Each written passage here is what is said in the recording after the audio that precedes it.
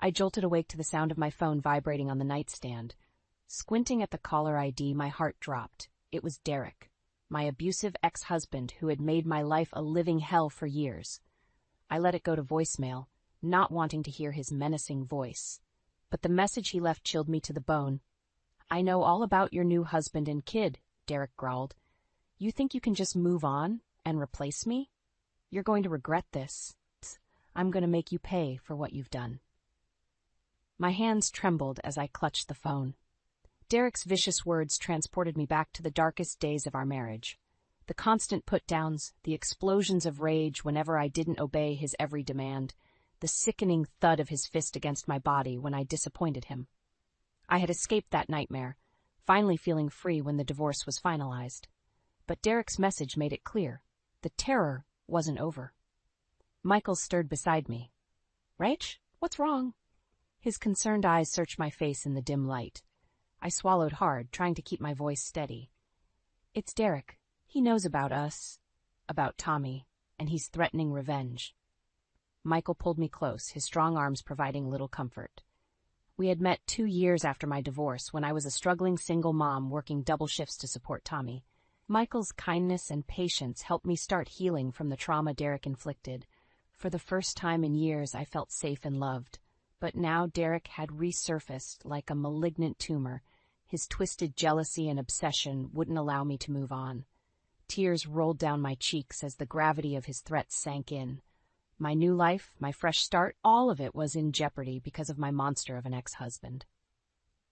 The next morning, I made the difficult call to the police about Derek's threatening voicemail. An officer came to take my statement while Michael held me, his thumb gently stroking my arm in a calming gesture. I tried to keep my composure as I recounted Derek's vicious words. "He's just trying to scare you," the officer said flatly after I finished. "But based on his history, I'd advise getting a restraining order." A restraining order? The thought made my stomach twist into knots. Even with a piece of paper, I knew Derek's twisted obsession wouldn't be deterred so easily. Michael must have sensed my trepidation. "It's the right move," he assured me. "We have to do everything we can to protect you and Tommy." I gave a reluctant nod, feeling drained from rehashing my painful past yet again. But Michael was right. We couldn't take any chances when it came to my son's safety. A few days later, the doorbell rang just after Tommy got home from school. Assuming it was a neighbor kid, I opened it without checking the peephole first. A sickening wave of dread washed over me when I saw the hulking figure on my doorstep. Well, if it isn't my replacement," Derek sneered, beer gut spilling over his waistline as he looked me up and down with undisguised contempt. "You're violating the restraining order," I shouted, panic gripping me. "Get off my property." "Our property," he countered with a cruel smile. "I helped pay for this place, remember?" That's when Tommy came bounding up behind me. "Who's that, Mommy?" Derek's eyes narrowed as they settled on my son. "So this is the brat keeping us apart, huh?" His voice dripped with disdain. I immediately shielded Tommy, glaring defiantly at my ex-husband. "Don't you dare talk about him like that. Just leave us alone, Derek," he responded with a mocking laugh. "You're kidding yourself if you think I'll let some other man raise my flesh and blood. This situation is far from over." With a hard shove, Derek pushed past me into the house. Terror gripped me as I watched his massive frame fill the doorway, invading the one place I'd finally felt safe. "Get out!" I screamed at the top of my lungs. "Michael, call the police!" Derek shot me one last vindictive glare before turning on his heel and storming off. I slammed the door behind him, locking it with shaking hands as sobs of panic and rage racked my body. How could I ever feel safe again when that monster knew where we lived? When he'd already violated the restraining order and threatened to take Tommy from me? Derek's vile, unrelenting vendetta had begun. Despite the restraining order, Derek's campaign of terror against me only intensified in the weeks that followed. He would lurk near my workplace, glaring menacingly until I was forced to leave in tears. Disturbing packages arrived at our home, graphic photos from our marriage, reminders of the abuse he inflicted. "This has to stop," Michael stated firmly one night as I sobbed on the couch, holding the latest vile delivery. "He's torturing you." "I know," I replied bitterly. "But restraining orders are just pieces of paper to Derek. He doesn't care about laws or consequences. That's when the phone rang. Knowing it was him, I let it go to voicemail. Derek's chilling voice soon echoed from the speaker. Having fun with your new little family? Don't get too comfortable. I'm not through ruining your life like you ruined mine. In fact, I've got some help making things extra miserable. At that moment, a car door slammed outside. I tensed, fearing Derek was about to make another unannounced visit, but it was the sound of high heels clacking up the front walk. Michael and I exchanged a puzzled look as the doorbell rang. A statuesque blonde in a tight dress and 6-inch stilettos sneered at me when I answered. "Rachel, I'm Stacy, Derek's new girlfriend." My blood turned to ice at her vindictive tone. "What do you want?" "Just to give you a taste of what you've got coming," she hissed. "Derek may have been a fool to marry a ugly little thing like you, but I've got his back now and making your life hell." With that, Stacy raised her sunglasses and purposely winked at Michael in a blatant attempt to demean me further. I saw red, my fist clenching with fury. "You two deserve each other," I spat. "A couple of soulless, bottom-feeding trash." Stacy responded by spitting a gooey loogie that landed squarely on my face. I recoiled in horror and disgust as she cackled like a hyena. "See you around, Rachel. This is just the beginning." Slamming the door, I crumpled into Michael's arms, my body racked with sobs. How could Derek's vindictive obsession go so far as to enlist an equally vile accomplice? Did he truly have no depths he wouldn't stoop to? For the sake of my sanity and Tommy's well-being, I had no choice but to quit my job. Derek and Stacy's relentless stalking made it impossible to work. I felt powerless, a prisoner in my own home. One afternoon, movement outside caught my eye. I gasped in horror as Stacy's convertible rolled by, with a chilling sight in the back seat. It was a mutilated doll, designed to look just like me, hanging from a noose. The depraved threat couldn't have been more clear. I collapsed to the floor in panicked sobs, holding Tommy tightly. Derek and his deranged accomplice wouldn't stop until I paid the ultimate price for leaving him. After the disturbing doll incident, I knew I couldn't go on living under Derek's dark cloud of terror. Michael and I made the agonizing decision to involve my parents, as much as I dreaded revisiting those painful memories. Mom and Dad arrived at our doorstep that weekend, enveloping me in their warm embraces, but the look of grave concern on their faces showed they could sense how dire the situation had become. "This ex of yours sounds like a total psychopath," Dad stated bluntly after we filled them in. "The police clearly aren't doing enough to protect you." "He's never going to stop," I said bitterly, holding back tears. "Derek's deranged obsession runs too deep. He won't rest until he's completely destroyed me." Mom placed a reassuring hand on my arm. "Then we fight back, honey. We're not going to let that monster take anything else from you." Her determined words helped steel my resolve. If the authorities wouldn't intervene, perhaps it was time to take matters into our own hands, to finally regain control from Derek's reign of terror. The next week, Mom and Dad hired a private investigator, a burly former cop named Frank.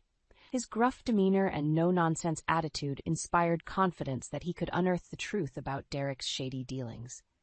"This scumbag's got skeletons in his closet," Frank assured us at the start. "We just gotta crack that safe wide open and let the roaches scatter." True to his word, the PI soon began turning up a trail of illicit activities. Fraudulent loans, under-the-table business deals, even alleged ties to organized crime. It became clear that Derek's public persona as a successful entrepreneur was a carefully constructed facade. "This is the leverage we need," Michael stated after reviewing the incriminating evidence. "If he won't back off, we plaster all this everywhere and bury him." A grim smile crossed my lips as I pictured the look on Derek's smug face when his web of deceit unraveled. For so long he'd held all the power, mocking the law, trampling my rights, terrorizing me with impunity. But now, at long last, the scales were tipped in my favor. We instructed my lawyer to set up a face-to-face meeting with Derek and his attorney. When he arrived with Stacy in tow, I couldn't help but feel a rush of satisfaction at his pale, unsettled look. For once, the bully was running scared. "Here's the deal," my lawyer stated, sliding the thick file of evidence across the table. "You leave Rachel and her family alone once and for all, or this all goes public. The IRS, the police, the media, everyone." Derek's beady eyes flitted over the documents, his pasty face turning even whiter. I could practically smell the fear oozing from his pores. Stacy, too, looked like she might faint. "Well," I prodded, arms folded, "what's it going to be?" In that moment, Derek's signature arrogant sneer returned. With a contemptuous chuckle, he shoved the file aside. "You're bluffing, and even if you weren't, it doesn't matter. Nothing will stop me from taking back what's mine." My heart sank as the gravity of his refusal hit me. Derek would never, ever back down, no matter what we threatened. His vengeance against me was more precious than his money or freedom. As he stormed out, I turned to Michael with a grim realization. We were out of options. It was time to go nuclear on Derek, to finally destroy the monster once and for all. Derek's arrogant dismissal of our leverage lit a fire under me. For too long I had played by the rules while he trampled all over them. If he wanted a war, I would give him one, and make sure he paid dearly. The next morning I marched into my lawyer's office with a cold determination. "Release everything to the press," I instructed. "Every dirty dealing, every shady business tie, every cent of ill-gotten gain, plaster it on the front pages and lead stories." My lawyer raised an eyebrow. "You understand this is nuclear, Rachel. There's no going back once we pull this trigger." I gave a resolute nod. Derek left me no choice. It's time he finally faces real consequences for his actions. Within days, the bombshell exposes began detonating in the media. Reporters swarmed Derek's offices and fancy country club, peppering him with questions about the lurid allegations. His sleazy deals with mobsters and white-collar fraud quickly became broadcast across every TV channel and news website. I watched with a sort of grim satisfaction as Derek's world rapidly unraveled before him. One by one, his business partners and corporate backers began severing ties. The IRS launched an investigation, freezing his assets and bank accounts. Even Stacy abandoned him once the depths of his lies and criminal conduct became public. Derek responded with predictable rage, barraging me with threatening calls and texts laced with profanity. He showed up at our home twice, pounding on the door until police hauled him away in handcuffs. On the second occasion, I could see the fight had drained from his eyes, replaced by a dead, empty look. The final stake was driven through his black heart when Derek's former company uncovered proof he had embezzled funds and completely fired him. I'll never forget the moment he realized he had officially lost everything: his riches, his reputation, his freedom, potentially.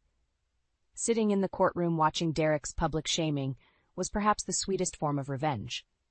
With each salacious allegation, each bombshell revelation read aloud, I could see him shrinking smaller and smaller into himself. The smug arrogance that had fueled his reign of terror over me had finally been leached away. When it was my turn on the stand, I looked Derek squarely in his beady eyes as I recounted the litany of abuse, both physical and emotional, he had subjected me to for years. How his controlling, violent behavior had made my life a nightmare. How he forced me to live in constant fear and degradation. "That's why I had to take such drastic action," I stated, my voice steady and firm. "Derek Jacobs is a sociopathic criminal who believed he could act without impunity. He needed to learn there are consequences for tormenting and terrorizing others." In that moment, I knew I had regained the power Derek fought so hard to keep me from having. As he sat humiliated before the world, I could finally breathe freely without his vice-like grip on my life. The monster had been slayed.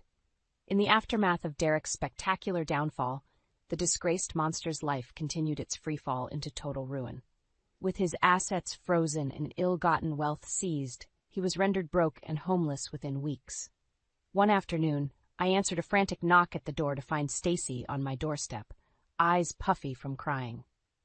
"I'm sorry," she blubbered, a mere shell of her former arrogant self. "Derek's gone completely off the rails. He's been hitting me, accusing me of helping to take him down." I felt a pang of satisfaction seeing the wretched accomplice getting her comeuppance. "I have no sympathy for you," I stated coldly. "You're just as guilty as Derek of making my life hell." "You've got to help me," Stacy pleaded, desperation in her voice. "He's capable of anything in his state. What if he comes after Tommy next?" The thought of Derek's vengeance turning towards my son made my blood run cold. As much as I disliked Stacy, I knew I couldn't risk giving that monster another opening. Michael and I ended up calling the police and getting an order of protection against Derek for all of us, including Stacy in her role as a victim. Little did I know that within days, it would prove absolutely vital. I'll never forget the night I awoke to the sound of a terrifying commotion downstairs. Metallic crashing noises and guttural, animalistic growls echoing through the house. Michael shook me urgently awake as I realized what was happening. Derek had found a way inside. "Stay here and lock the door," Michael shouted, grabbing a baseball bat before racing into the hallway. More bone-chilling shouts and bangs rang out, making my heart jackhammer with terror. I clutched Tommy tightly as heavy footsteps started pounding up the staircase. Suddenly, the door burst open with a splintering crack, and there was Derek, eyes bulging with unhinged rage. "You're dead," he bellowed, spittle flying from his contorted mouth. "You hear me? I'll kill every last one of you for what you did." Before I could even scream, Michael appeared behind Derek and swung the bat squarely into the back of his skull with a loud, nauseating thwack. Derek crumpled to the floor with a groan, finally subdued. The police arrived within minutes, hauling my deranged ex away in handcuffs. Michael and I could only watch in stunned silence, holding each other and Tommy close. From there, things moved swiftly. Derek's final act of depraved violence was the last straw, allowing me to file for an indefinite restraining order and an emergency custody order to keep him away from Tommy permanently. At the custody hearing, every last one of Derek's vile transgressions was finally laid bare before the court. The years of abuse I endured, his unrelenting campaign of terror and stalking, the violent home invasion that proved he was a clear threat to our family's safety. One by one, the damning pieces of evidence piled up until Derek had nowhere left to hide. When the judge handed down his ruling, I could finally exhale the breath I'd been holding for a decade. Full, permanent custody was awarded to me, with Derek's visitation rights permanently severed. The bastard had lost any shred of control over me or my son. As the bailiffs led Derek out, he turned with one last hateful glare, his eyes burning with impotent rage. "I'll get you for this," he growled gutturally. "Even from behind bars, I'll destroy you." I simply shook my head slowly and returned his gaze with a look of pity. "It's over, Derek. You have no power here." And just like that, the long nightmare was finally over. The demon had been exorcised from my life forever. The culmination of my years-long battle against Derek's depravity came at his sentencing hearing. As I sat in the courtroom, I could feel the weight of the past decade finally being lifted from my shoulders. Derek was led in wearing an orange jumpsuit, his hands and feet shackled. Gone was the designer suit armor he once hid behind. He was finally stripped bare before the world, exposed as the true monster he was. One by one, a parade of witnesses took the stand to recount Derek's litany of crimes and irredeemable acts. Businessmen he had defrauded and strong-armed, former employees who endured his tyrannical abuse and labor violations, criminals he consorted with in his illegal dealings. It seemed to go on forever, each damning allegation compounding into an insurmountable pile of indefensible evidence against him. Derek's lawyer could only sit in glum silence, unable to mount any defense against the overwhelming facts. When it was finally my turn, I approached the stand with my head held high, no longer afraid to look the demon that had haunted me for so long. Derek met my gaze with a seething look of pure hatred. "That's the face of the man who made my life a living hell for over a decade," I stated firmly, "who robbed me of my self-worth, my sense of security, my very soul at times." I recounted in lurid detail the various acts of physical, emotional, and psychological abuse Derek had subjected me to throughout our marriage. The explosive rages whenever I defied him, the demeaning insults and mind games, the bruises, the broken bones, the torment that became my inescapable reality. He treated me as his possession to be controlled rather than his wife to be loved and cherished, I said, struggling to maintain my composure as the memories washed over me. Derek Jacobs is a sociopath, plain and simple, devoid of empathy or human decency. Finally, I turned to address Derek directly, staring unafraid into the void of his soulless eyes.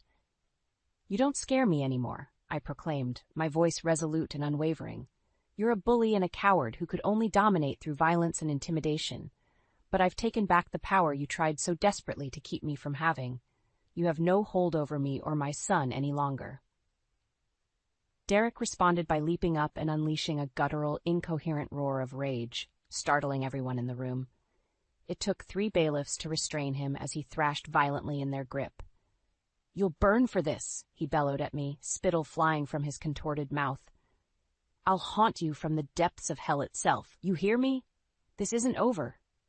I simply shook my head slowly, feeling utterly unmoved by his empty threats. "You're already dead to me, Derek. Sentencing you is just putting your corpse in the ground where it belongs." In the end, the judge handed down a decades-long prison sentence for Derek's multitude of crimes: financial fraud, racketeering, tax evasion, and more. He would likely spend the rest of his life behind bars, his freedom permanently stripped. As they hauled Derek away, he turned towards me one last time, a look of pure, undisguised hatred etched across his bloated face. In that moment, I realized his toxic obsession would never end, even after all this. He would carry that bitter, all-consuming resentment towards me until his dying day. But as for me, I felt more liberated than I had in years. The burden had finally been lifted. The cycle of torment was over. Derek's ultimate punishment wasn't just the prison sentence, but having to live out his remaining days knowing he had irrevocably lost. That, despite his best efforts, he couldn't break me. I had conquered the demon, and he would have to seethe over that truth until his last, anguished breath. With Derek finally behind bars, the dark cloud that had lingered over my life for so long had lifted at last. I could breathe freely, sleep soundly through the night, and live without constantly fearing his vindictive obsession. In the months after his sentencing, I watched Derek's life of privilege and excess become a distant memory. His luxury cars, mansions, and ill-gotten riches were all seized and liquidated by the authorities. The vain trappings he had used to glorify his ego and stroke his depraved sense of power over others were systematically stripped away. It was almost poetic justice seeing this man who had derived so much joy from inflicting pain and torment on me end up destitute and disgraced. Forced to trade his tailored suits for a drab prison jumpsuit, his lavish penthouse for a cramped cell, his exorbitant meals for inedible swill. Derek's world had shrunk down to the harsh, bare-bones existence he so richly deserved. I refused to take any pleasure in his downfall, however.